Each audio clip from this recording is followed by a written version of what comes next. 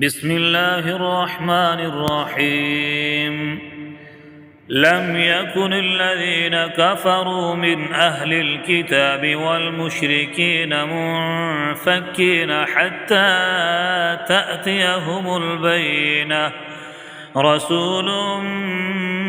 من الله يتلو صحفا مطهرة فيها كتب قيمة وما تفرق الذين أوتوا الكتاب إلا من بعد ما جاءتهم البينة وما أمروا إلا ليعبدوا الله مخلصين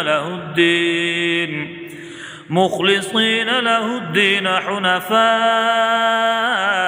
ويقيموا الصلاة ويؤتوا الزكاة وذلك دين القيمة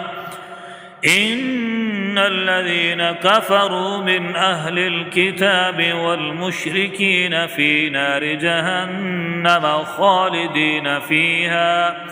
أولئك هم شر البرية إن الذين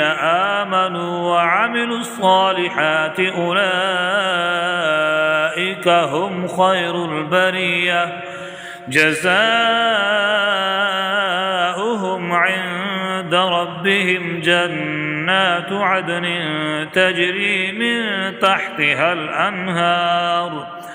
من تحتها الأنهار خالدين فيها أبدا رضي الله عنهم ورضوا عنه ذلك لمن خشي ربه صدق الله العظيم.